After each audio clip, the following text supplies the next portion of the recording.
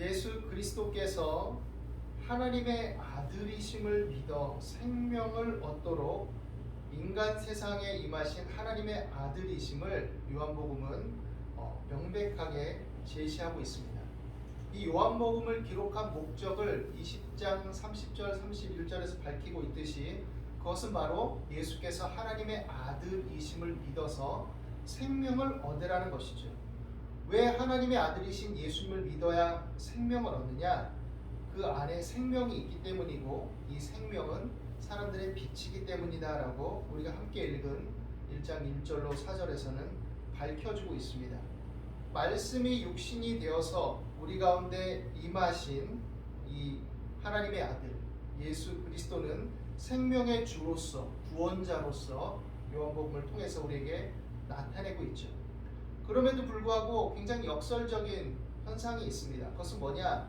신적인 영역에서 임하신 하나님과 동일 본질이신 그러한 하나님의 아들이심에도 불구하고 영광을 그러므로 나타내시지만 그러나 또한 고난을 겪고 계시다는 사실이죠. 굉장히 영광을 드러내시고 많은 표적과 이적을 행하시고 그 권세와 능력을 드러내시지만 그럼에도 불구하고 낮고 천한 인간의 모습을 입고 완전한 인간으로서 사셨고 그 속에서 또한 세상의 여러 권세와 또 사람들의 여러 담합과 또 여러 욕망과 또 여러 질투와 또한 탐욕 앞에서 고난과 고초를 당하시는 그 모습을 여실히 드러내고 있다는 것이죠. 그러나 또한 이것이 반전입니다. 이것이 바로 생명의 구원자로서 우리의 죄를 대속하시는 그 십자가의 사명을 지시는 그것으로서 우리에게 나타내주고 있죠. 말씀이신 예수님의 선제와 성육신 이것은 바로 우리에게 소망이 된다라고 말하고 있습니다. 바로 그분이 창조주이시며 구원자이시기 때문이죠. 요한복음은 말씀이 성육신하신 예수 그리스도의 인격과 동일시됨으로써 예수 그리스도의 전인격적 사역의 존재됨이 말씀 안에 있음을 또한 우리에게 나타내주고 있습니다. 그 말씀이신 예수님은 창조되신 분이 아니라 창조자로서 아버지와 함께 하셨고 생명의 근원이시죠. 이 생명은 사람들의 빛이고 빛 가운데 살기를 거부한 어둠에 처한 사람들에게 증거되고 여전히 비춰지고 있다라고 말합니다. 히브리서의 말씀을 근거로 한다면 옛적의 여러 부분과 여러 모양으로 우리 조상들에게 나타내신 하나님이 이 모든 날 아들로 우리에게 분명하게 말씀하셨다는 것과 같은 것이죠. 이것이 소망이고 생명의 소식입니다. 하나님의 말씀을 그 창조의 질서와 생명의 원리를 따라 돌아오도록 우리를 부르고 계시다라는 것이죠. 그렇기 때문에 말씀을 거부하는 것은 어두움에 처한 삶이요 또한 생명을 서서히 잃어가고 또한 그 어둠으로서 끝나버리는 삶이다라는 것을 말하고 있습니다. 우리가 태초에 에덴으로 돌아갔을 때 이 말씀을 분명히 알 수 있죠. 하나님께서 천지 만물을 창조하십니다. 하나님 말씀하시죠. 빛이 있으라 하시면 빛이 있었고 그러고 나서 천지 만물을 창조하시고 인간을 창조하시죠.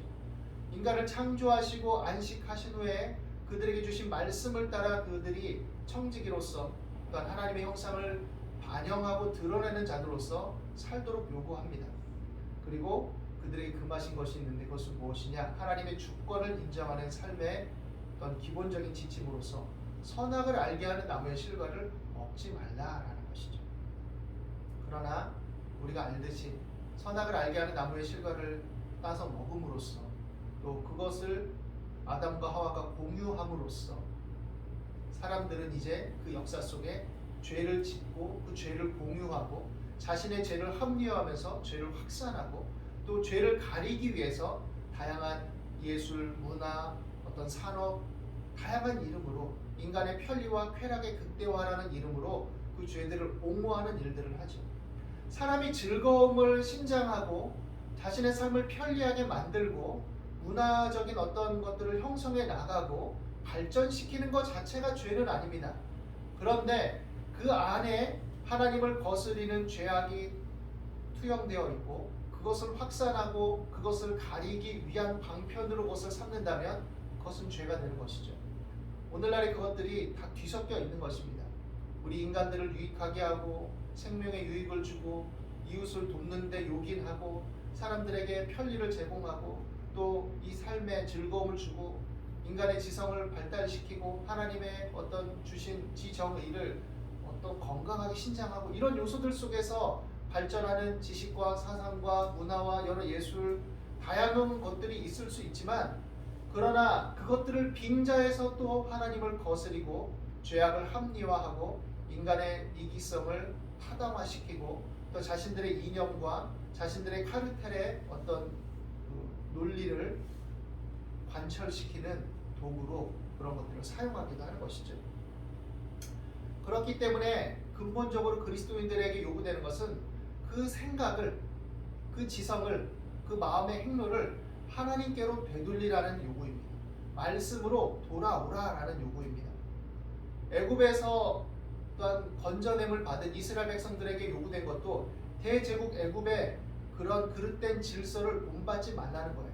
물론 위기적인 상황 속에서 요셉을 통해서 생명을 살아가신 하나님께서 이스라엘 백성들과 또 그 주변 일경의 여러 사람들을 극심한 흉년의 때에 구원하고 또 그들을 돌보는 일을 맡기셨지만 그것은 완전성 속에서 그런 것이 아니라 하나의 예표적인 구원자이신 예수님을 예표하는 사건이었고 죄악된 인간들임에도 불구하고 그러나 불쌍히 여기시고 긍휼히 여기시는 하나님의 자비의 어떤 행사의 일환으로서 역사 속에 그 손길을 드러내신 것이지 대제국 애굽의 질서를 하나님이 타당하다 하신 것이 아니죠.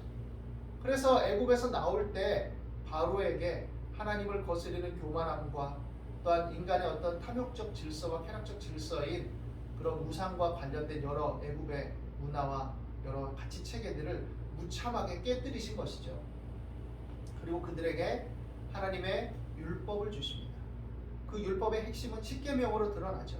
십계명 안에는 고대 근동 지방에 있었던 요소들이 같이 들어가 있는 그런 내용들도 있습니다. 그건 뭐냐? 보편적인 도덕률 속에서 하나님이 이것들을 인간에게 또한 요구하고 계시고 인간들이 하나님의 형상의 발현으로서 양심과 그들의 문화 체계 속에서 이것들을 생명을 존중하는 차원에서 지켜나가던 것들에 대해서 하나님이 그것이 옳다, 그런 방향으로 살아라라는 것을 촉구하신 것이라고 볼 수도 있는 것이죠. 전반적인 차원에서 본다면. 여하간 이 십계명의 핵심은 무엇입니까? 창조주 하나님을 기억하고 생각하라라는 것입니다. 그리고 하나님의 주권을 인정하라라는 것이죠.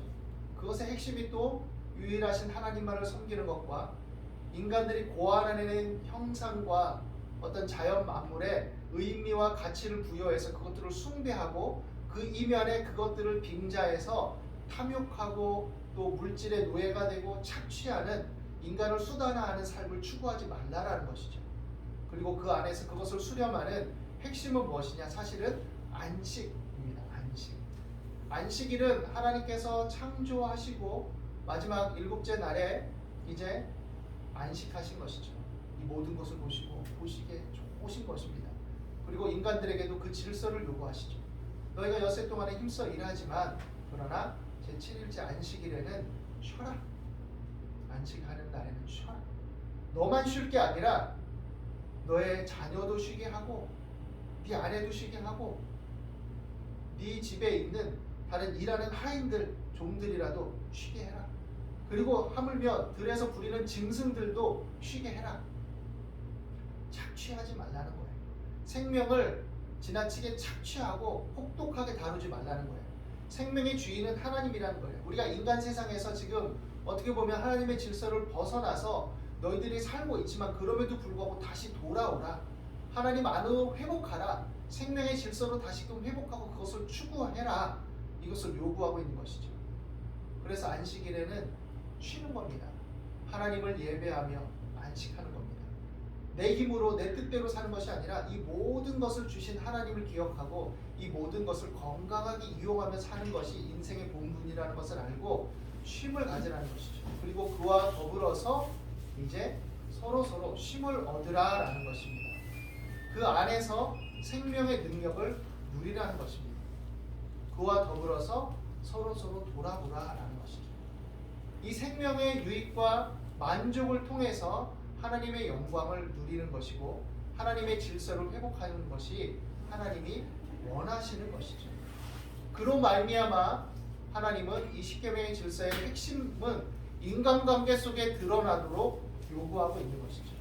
인간관계 속에서 부모를 공경하고 또 서로 사랑하고 착취하지 말고 이웃을 돌아보고 남의 것을 탐내지 말고 생명을 소중하게 여기고 그래서 남의 것을 빼앗기 위해서 인간의 어떤 룰과 약육강식과 적자생존의 이런 룰들 이런 것들에 의해서 좌우되는 것이 아니라 네가 힘이 있을지라도 생명은 소중한 것이기 때문에 다른 사람의 생명을 해하지 말라라는 것이죠. 사실 그 당시 문화 어떻게 보면 이스라엘의 주변을 둘러싸고 있는 문화는 어떻게 보면 부족 간의 어떤 쟁탈들이 있고 힘의 논리가 좌우하고 그들이 애굽에서 본 바는 강한 힘이 어떻게 보면 절대시되는 어떤 그것을 숭상할 수밖에 없는 그런 질서 속에 있었던 것이죠. 그러나 하나님이 주신 생명, 구원, 해방 속에서 너희는 그 자유를 남용하지 말고 생명을 살리고 서로를 유익하고 하게 하는데 사용하라라는 것이죠. 압제하지 말라라는 것이죠. 그런데 어떻게 했습니까? 그 말씀을 그 생명의 말씀을 빛 대신 말씀을 계속 거부한 거예요. 이스라엘 백성들도. 자신들의 어떤 하나님께서 역사적으로 그들의 실제 속에 역사하셔서 그들을 구원하셨다라는 사건, 십계명을 주시고 제사 제도를 주셔서 어떤 피할 길을 주셨다라는 이 사건 여기에만 집중한 것이지 어떻게 살아야 될 것인지에 대한 하나님의 요구를 실제적으로 인격적으로 받아들여서 체화하지 못한 거죠. 그래서 선지자들이 질타합니다. 모세를 통해 주신 율법을 너희가 바르게 구현해서 살고 있지 않지 않느냐? 왜 이렇게 사느냐? 그리고 너희들이 이렇게 살면 너희들 앞에서 쫓아낸 가나안 칠족들 죄 때문에 너희를 도구로 사용했을 뿐이지 너희가 잘나서가 아니라 그와 같이 너희들도 죄를 계속 범하면 이방 나라를 통해서 너희들을 징계할 것이다. 수차례 경고함에도 불구하고 그들은 듣지 않죠. 결국 극심한 고난과 징계를 받게 되죠.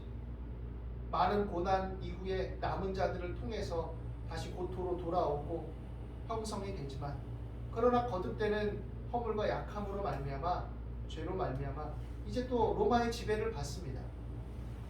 로마는 어떤 나라입니까? 모든 길은 로마로 통한다 할 정도로 강력하고 거대한 제국을 형성했죠. 그들은 로마니 때라는 관용 정책을 통해서 주변 일경들을 다 흡수했습니다. 그들의 말을 들으면 관용을 베풀어 주는 거예요.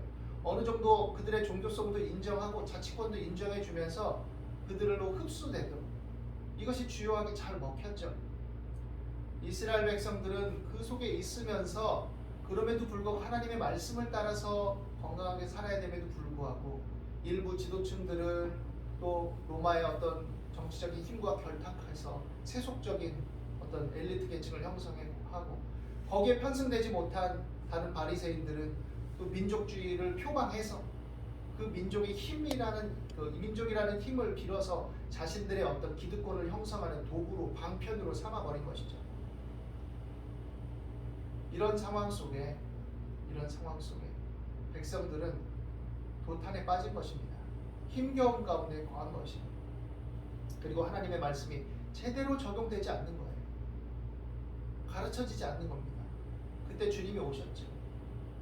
말씀이 이제 육신이 되어 오셔서 빛을 비추시고 그 모든 위선과 허위와 죄악에 대해서 고발하시고 겉으로는 종교적이고 하나님을 잘 섬기는 것처럼 보이지만 이면에는 간교함과 교활함과 이기심과 쾌락과 이런 다양한 것들이 점철되어 있는 종교 계급들에 대해서 질타하시고 그리고 이스라엘 백성들의 그릇된 선민의식을 질타하시고 그리고 그로 말미암아 모든 사람이 죄인이라는 것을 다시금 일깨우신 후에 이제 하나님은 모든 자들의 하나님이시라는 것, 이스라엘 백성들만의 하나님이 아니라 모든 인류의 하나님이셨다라는 것, 그것을 이스라엘 백성들에게 착각하지 말라고 하는 것, 그들은 제사장 나라로서 어떤 역할을 부여하시고 한 본으로 삼기 위해서 그러신 것이지 그들 자체가 선이고 진리가 아니라는 것을 일깨워 주신 것이죠. 오늘날에도 마찬가지입니다. 이것을 우리에게 적용하면 교회 다니는 것 자체가 절대 선이 아닌 것이죠. 예수님 믿는다고 말만 떠드는 것이 절대 선이 아닌 겁니다. 이 땅에 오셔서 우리 죄를 대신하시고 십자가를 지신 그리스도 예수의 그 은혜와 진리는 하나님을 경외하고 그 말씀을 존중하고 주님께서 우리에게 하신 말씀을 따라 살려고 하는 자들에게 생명의 능력이고 빛인 것이지, 예수님의 십자가만을 겉으로 내세우고 우리 죄를 대신하셨다라는 그 피 묻은 십자가만을 입으로만 떠들면서 하나님의 뜻을 따라 살려는 것을 거부하고 자신들의 이기심과 탐욕과 어떤 욕망들을 합리화시키기 위해서 하나님의 이름을 빙자하고 예수님의 이름을 들먹이며 교회라는 체제 속에 자신을 감춘다면, 그 담합 속에 자신을 가둔다면 그것은 허위고 위선이고 거짓이고 아무것도 아니다라는 것을, 오히려 그것이 일종의 우상이라는 것을 드러내는 것이죠. 예수님이 이 땅에 오신 것을 기념하는 것이 성탄절입니다. 물론 정확한 날은 아닙니다.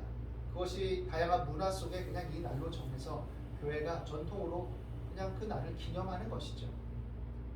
그럼 이 날을 기념하는 의미가 무엇입니까? 의미는 예수님이 오신 것을 축하하고 기뻐하고 감사하는 것인가 더불어서 그 예수님이 오셔서 하신 일이 무엇인가? 왜 십자가를 지셨는가? 십자가는 오늘날 우리에게 무슨 의미가 있는가? 말씀이 육신이 되어 이 땅에 오셨다는 것이 어떤 의미인가? 그 말씀은 오늘날 우리에게 어떤 삶을 요구하는 말씀인가? 그 말씀을 따라서 우리는 삶의 방향성을 갖고 그런 가치를 지향하고 있는가? 이것을 생각하고 되새기는 날이라는 것이죠. 오늘 그 은혜 안에서 다시금 주님의 빛 앞에 우리의 어두움을 환히 드러나도록 자신을 솔직하게 검증하고 겸손히 주님 앞에 다시금 무릎 꿇고 그 은혜를 헛되이 받지 말고, 영광의 주님께서 이 땅에 오셔서 그 영광을 우리에게 다 동일하게 맛보고 회복하도록 하기 위해 이 땅의 고난을, 순환을 다 담당하셨다는 것을 기억하면서 하나님의 선하시고 기뻐하시고 온전하신 뜻을 다시금 추구하며 나아가는 그런 마음을 다시금 되새길 수 있게 되기를 예수님의 이름으로 축원합니다. 기도하겠습니다. 말씀이 육신이 되어 우리 가운데 거하시고 낮고 천한 인간의 몸으로 오셔서 우리 안에 빛을 비추시고 생명의 은혜를 주신 그 은혜와 사랑에 감사와 찬송을 드립니다. 그 생명의 능력과 은혜를 따라서 우리가 서로 돌아보아 사랑과 선행을 격려하며 우리 자신을 돌아보고 빛 가운데 거하신 주님의 형상을 따라 열매 맺도록 저희들을 더욱 붙들어 주시옵소서. 오늘도 우리 가운데 함께 하심을 감사합니다. 예수 그리스도 이름으로 기도드립니다.